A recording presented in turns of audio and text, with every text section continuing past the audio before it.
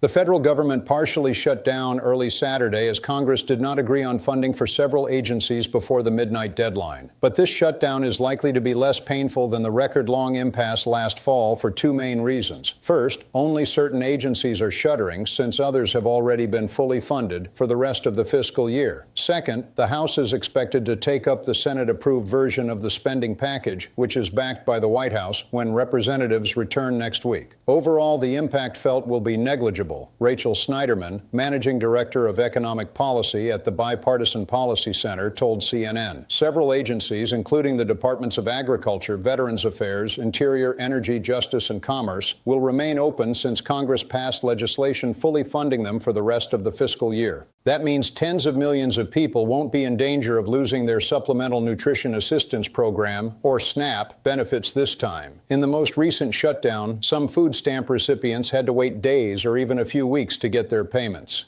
leaving them scrambling to find ways to put food on the table for themselves and their families. Still, even a partial government shutdown can cause a lot of pain if it is prolonged. Travelers could face delays at airports. Many federal workers could miss paychecks, and people may not be able to obtain certain federal loans to buy homes or operate small businesses. The White House Office of Management and Budget sent guidance to agencies on Friday on implementing the shutdown process, including informing employees whether they will be furloughed or have to work without pay, an OMB spokeswoman told CNN. The shutdown comes even as the Senate on Friday evening passed a spending bill that would fund all remaining agencies except for the Department of Homeland Security for the rest of the fiscal year, which ends September 30th. DHS would be funded for 2 weeks to give lawmakers time to negotiate reforms in the agency's immigration enforcement operations, a demand by Senate Democrats after federal immigration agents fatally shot 2 U.S. citizens in Minneapolis in January. The House earlier in January approved a different package to fully fund the rest of the government.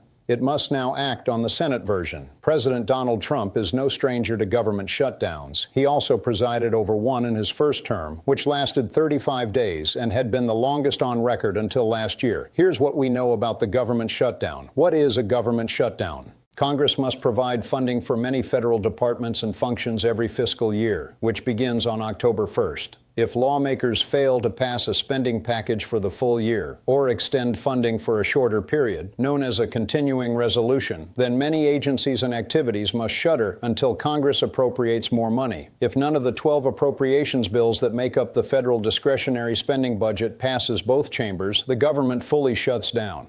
But since Congress has approved annual funding for certain agencies since the last shutdown ended, they can continue operating while other federal departments go dark. So the current impasse resulted in a partial shutdown. What is the shutdown deadline? The partial shutdown began early on January 31st. The affected agencies include DHS, Defense, Education, Health and Human Services, Housing and Urban Development, Transportation, State, Labor, and Treasury, among others. They account for more than 3/4 of federal discretionary spending, Snyderman said. What programs and payments will stop? Every government shutdown differs somewhat, but typically functions that are critical to the protection of lives and property are deemed essential and remain open. Other operations close down until Congress approves a funding package for the rest of the current fiscal year. Some of a shutdown's impact is known in advance. Agencies file what are known as contingency plans that detail what operations will continue and how many employees will remain on the job, many of them without pay. However, in an unusual move, the OMB is not posting agencies' shutdown contingency plans on its website. Instead, the plans are hosted only on each agency's site, making it harder to assess how the Trump administration will handle the shutdown and which activities it will deem essential.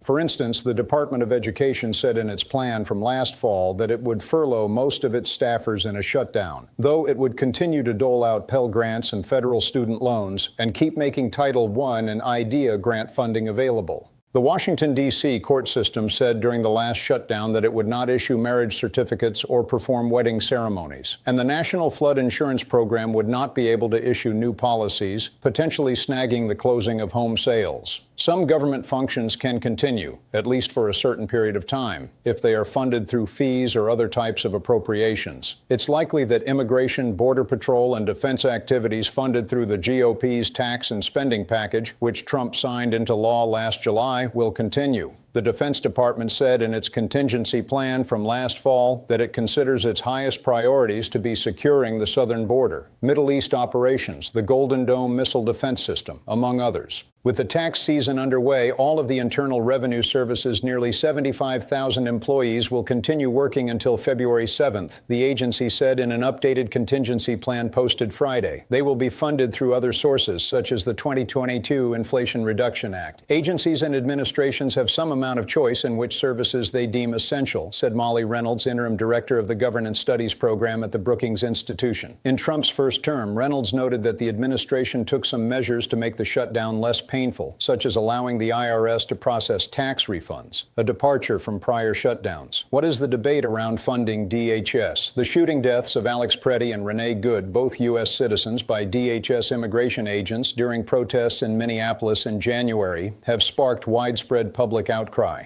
Senate Democrats vowed to block the House-passed bill unless several reforms were made to DHS or unless DHS funding was spun off separately, changes that would require another vote in the House. Among the Democrats' demands are restricting roving patrols, tightening parameters around warrants for searches and arrests, toughening use-of-force policies, and requiring ICE agents to wear body cameras and remove their masks. Still, nearly all DHS personnel will continue working during a shutdown, according to the agency's most recent contingency plan. The vast majority of employees in Customs and Border Patrol and ICE will be retained, as will those who work for the Transportation Security Administration, the Secret Service, Citizenship and Immigration Services, and the Federal Emergency Management Agency. DHS Secretary Kristi Noem posted on X last fall that 70,000 law enforcement personnel, including in CBP, ICE, and other divisions, would receive their paychecks.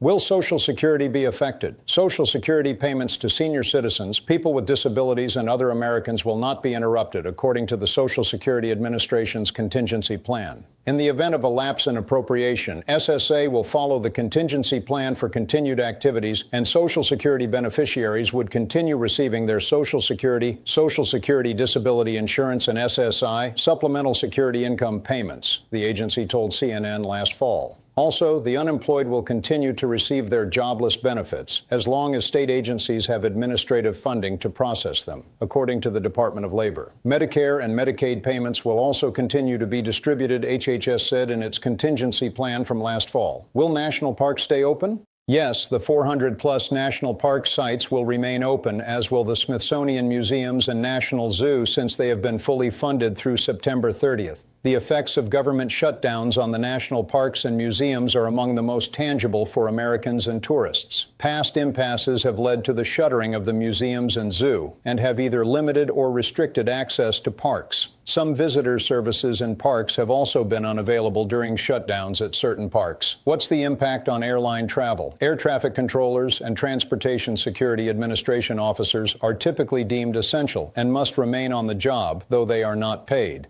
Critical support staff would be furloughed and vital support programs would be suspended in a shutdown, the National Air Traffic Controllers Association said in a statement last fall. That would make it more difficult for air traffic controllers and other aviation safety workers to operate at full capability. In a time when aviation safety is under heightened public concern, a government shutdown would significantly add to the distractions our members must manage on the job every day, Nick Daniels, the union's president, said. During the most recent shutdown, the Federal Aviation Administration mandated flight reductions at 40 airports amid air traffic controller shortages. That resulted in thousands of flight delays and hundreds of cancellations nationwide on an almost a daily basis. Is USPS affected by the government shutdown? The mail will still be delivered and post offices will remain open during the shutdown. Because we are an independent entity that is generally funded through the sale of our products and services, and not by tax dollars, our services will not be impacted by a government shutdown, the U.S. Postal Service said in a statement.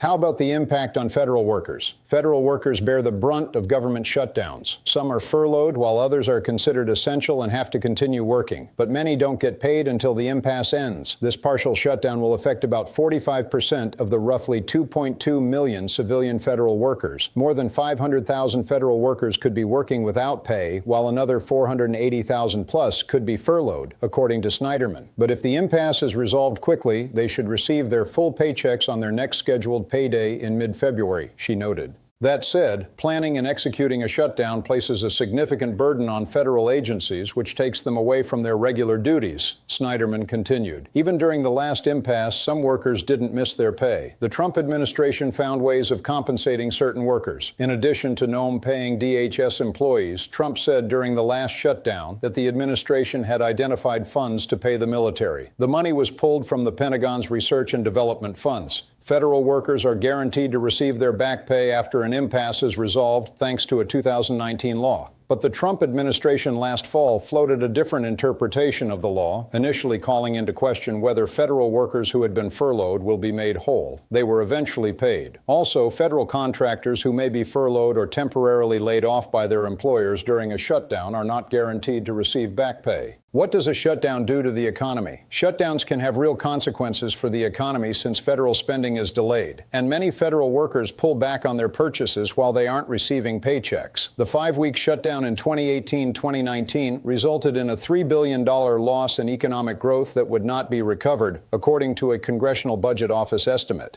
It noted that some private sector businesses would never make up their lost income. Also, because the IRS reduced its compliance activities during the shutdown, CBO estimated that tax revenues would be roughly $2 billion lower, much of which would not be recouped. What's more, it would become difficult to determine the health of the economy, which is currently in flux, during a shutdown. The Bureau of Labor Statistics would not issue most economic reports, including the closely watched monthly jobs report, during a shutdown, the Department of Labor said in shutdown plan last fall. The impact stretches beyond the federal government. The U.S. Travel Association wrote a letter to congressional leaders in late September urging them to avoid a shutdown, which it said would result in flight delays, longer airport security lines, and canceled trips. A shutdown is a wholly preventable blow to America's travel economy, costing $1 billion every week, and affecting millions of travelers and businesses while placing unnecessary strain on an already overextended federal travel workforce, wrote Jeff Freeman, the association's CEO. The consequences of inaction are immediate and severe.